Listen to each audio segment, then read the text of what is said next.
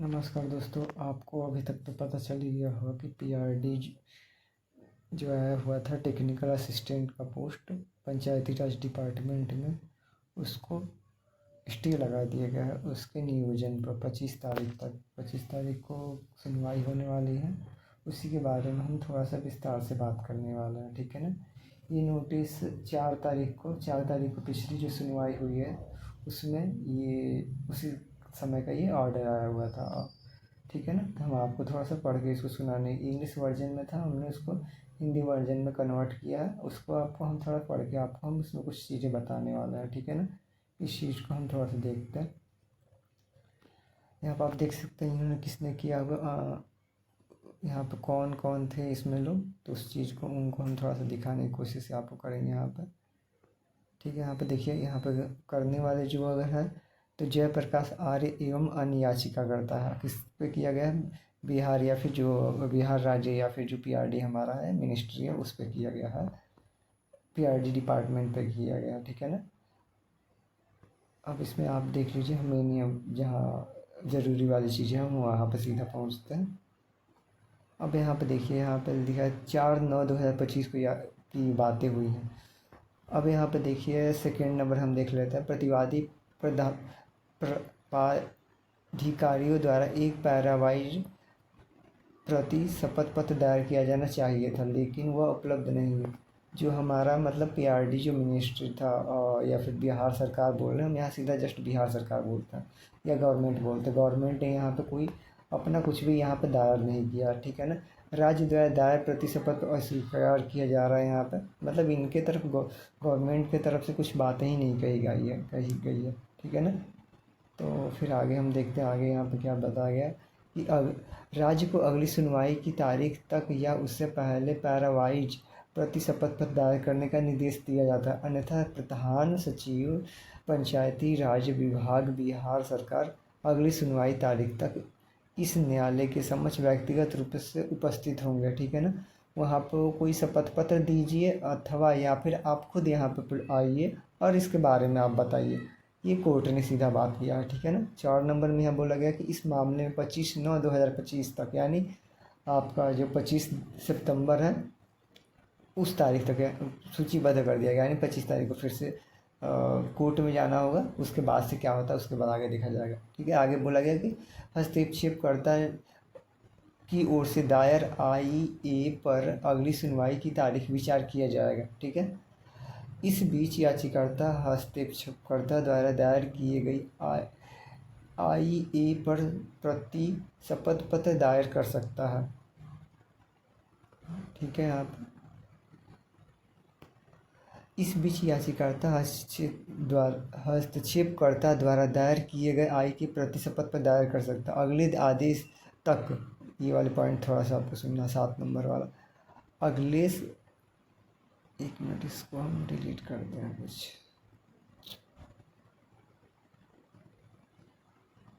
चलिए ठीक है। अभी डिलीट वाला कुछ पूरा डिलीट हो जाएगा, अभी नहीं कर रहा उसको।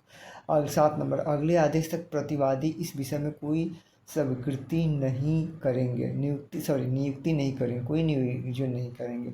इस आदेश की एक प्रति तत्काल अनुपालन हेतु फैक्स के माध्यम से प्रधान सचिव, यहाँ मतलब जो हमारा पीआरडी मिनिस्ट्री उसको भेजा गया है, ये बातें बताई गई, ठीक है। ये हमारा कुछ दिन पहले का निकल गया, जो कि 4 तारीख की बैठक होती है उस समय की ये बात है, ठीक है।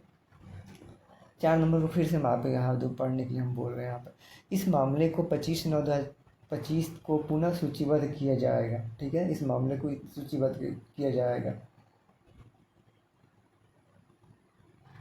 ठीक है। अब हम आज की नोटिस जो आता है, आपको पता होगा कि यहाँ पे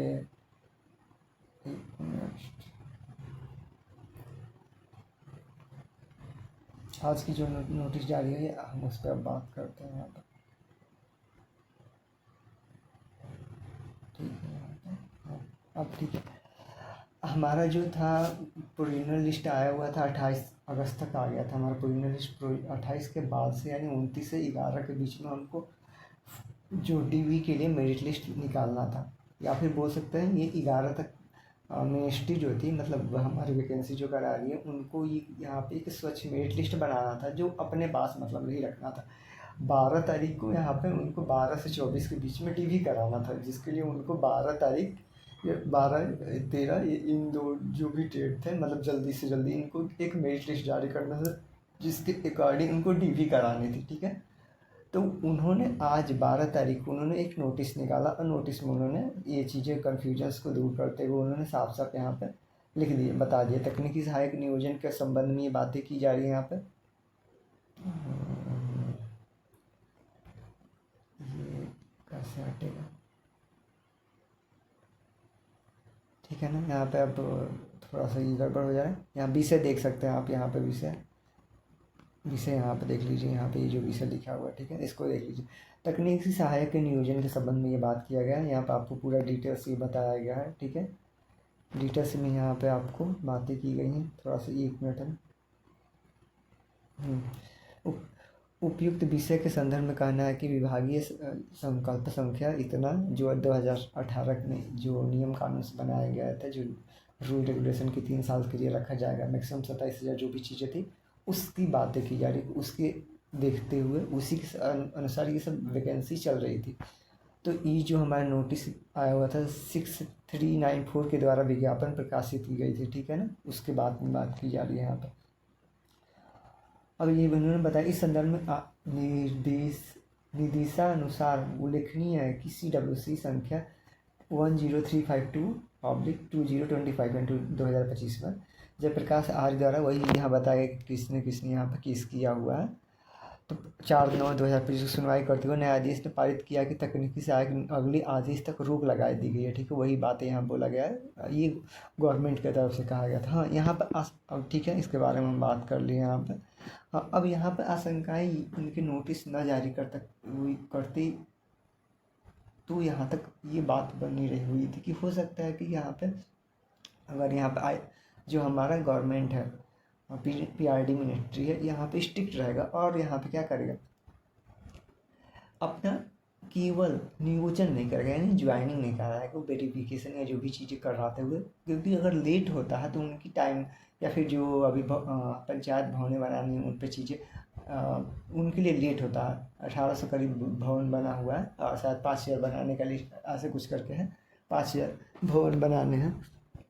तो उनको देखते हुए यहाँ पर अगर ये चाहते हैं तो अपना ये DV वाला प्रोसेस, मेरिट लिस्ट वाला प्रोसेस करा सकते थे, लेकिन इन्होंने यहाँ पर रोक लगा दी है, जो भी ठीक है।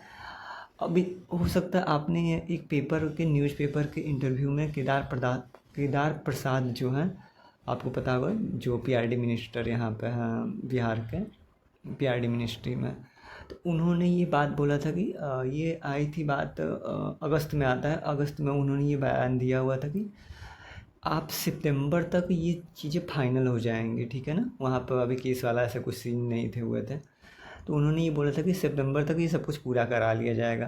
तो देखते हैं क्या होता है। अभी वो 25 को जाते हैं, जो भी चीज़ें जो भी चीज़ें होती है उसके अकॉर्डिंग चीज़ें देखा जाएगा क्या होता है।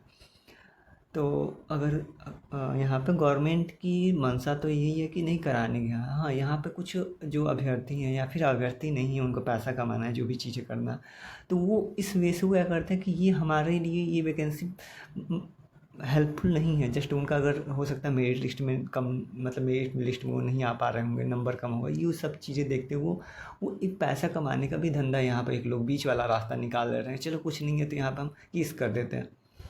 और जज जो है उनको भी इस चीज़ को ध्यान देना चाहिए कि हम मतलब इसकी जो सीधा सीधा रोक लगा देते हैं। यहाँ पर गवर्नमेंट को ये चाहिए कि ठीक है, प्रोसेसिंग अपना कीजिए, क्योंकि अगर प्रोसेसिंग सीधे सीधे अगर देखें, जो हमको 11, 24, 20, 24 तक क्या हो जाना था, DV होना जाना था, और 24 के बाद से क्या था, ज्वाइनिंग वाइनिंग काम कराना था। मान लेते हैं कि 15 अक्टूबर तक या अक्टूबर तक ही पूरा काम करा लिया जाता, नवंबर से अपना गवर्नमेंट काम कर सकता था, शुरू कर सकता था। तो जो ये देरी हो रही है, सामान्यतः अगर देखे तो हमारे यहाँ पर अभी की बात करें तो हो सकता है मान लेते 25 तक निस्तारण हो जाता है या फिर आगे तक चलता था। ये जो 11-12 से जो बीच काम करने थे वो क्या होंगे, काम लेट होंगे। तो सुप्रीम कोर्ट को ये भी सोचना चाहिए कि ठीक है, हमको ये कहना चाहिए था कि आप फाइनल ज्वाइनिंग नहीं देंगे, आप यहाँ तक प्रोसेसिंग कर सकते हैं। अगर आप गलत पाया जाता है तो निरस्त कर दिया जाता है, अदरवाइज आपकी प्रोसेसिंग में वहाँ पर काम देरी नहीं होगी। लेकिन इन्होंने ऐसा नहीं किया हुआ, डायरेक्टली बोला है कि पूरा इन सब पर रोक लगा दिया जाता।